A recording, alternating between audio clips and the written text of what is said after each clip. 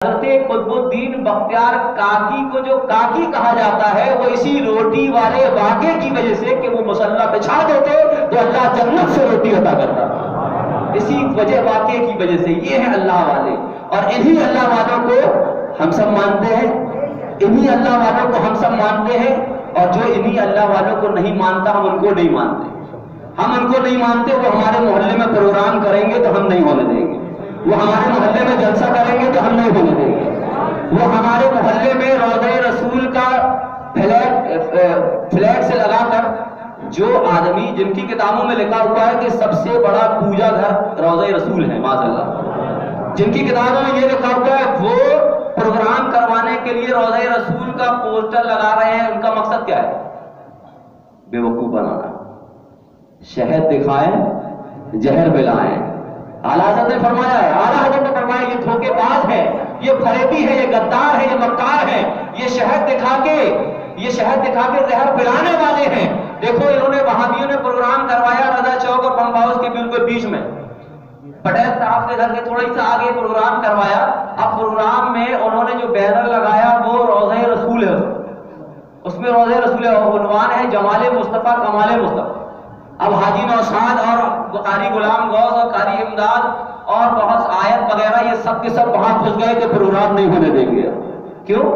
یہ سنیوں کا علاقہ ہے، یہ سنیوں کا محلہ ہے، یہاں تم جیسے دھوکے بازوں کا پروگرام ہونے نہیں دیں گے۔ گئے اور پروگرام ختم ہو گیا، گئے اور پروگرام ختم ہو گیا۔ عزیزان ملت اسلامیہ، وجہ کیا ہے؟ کیونکہ یہ دکھا کر زہر پلاتے ہیں۔ آپ بتائیے، آپ یہ روضہ رسول کو تو مانتے نہیں ہیں، تو وہابی ہو کر تم اپنے پروگرام کے فلیکس کو جو اسٹیج میں لگتا ہے اس کو لگائے ہو، اس میں روضہ رسول بنا ہوا۔ تم تو روضہ رسول کو نہیں مانتے نا، تو یہ لگایا کیوں؟ لگایا اس لیے کہ بھولے بھالے لوگوں کو اپنے اندر میں کرنا ہے نا، تو روضہ رسول دکھانا پڑے گا نا، شہد دکھانا پڑے گا، تب تو زہر پلایا گا۔ تو ایسے بہکاووں میں آنے کی ضرورت نہیں۔ یہ بات کلیئر ہے کہ وہ قطب الدین بختیار کاکی کو نہیں مانتے، اور ہم مانتے ہیں کہ حضرت قطب الدین بختیار کاکی کے زبان و دل میں وہ ایمان ہے کہ وہ جنت سے روٹی منگوا سکتے ہیں، ہم یہ مانتے ہیں۔ اور ہم یہ بھی مانتے ہیں کہ ہمارے اندر ویسا یقین نہیں ہے، ویسا ایمان نہیں ہے۔ تو میں اور وہ دونوں الگ الگ ہوئے، میں چھوٹا وہ بڑے ہوئے، تو ہم چھوٹوں کو ان بڑوں کا ادب و احترام کرنا چاہیے۔ اسی کو کہتے ہیں سنی، اسی کو سنی کہتے ہیں۔ رسول پاک صلی اللہ تعالی علیہ وسلم کے بدن میں مکھی نہیں بیٹھتی، مچھر نہیں بیٹھتا، ہمارے بدن میں مکھی بھی بیٹھتی ہے اور مچھر بھی بیٹھتا ہے۔ تو لہذا ہم سمجھ گئے کہ رسول پاک اللہ تو نہیں ہے، اللہ تو نہیں ہے، لیکن کچھ ایسے ہیں جو ہم نہیں ہیں، وہ کچھ ایسے ہیں جو ہم نہیں ہیں، تو ہم اللہ کے رسول کو مانیں گے، یقیناً ہم مانیں گے۔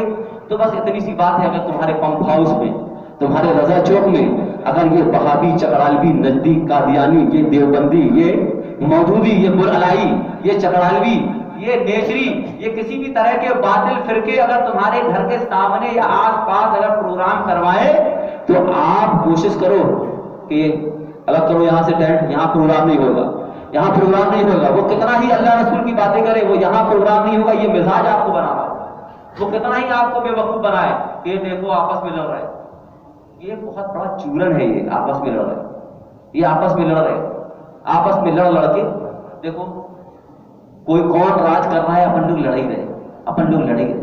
اگر لڑنے کا اتنی شوق ہے تو آپس میں نہیں لڑو، وہاں چلو وہاں لڑے۔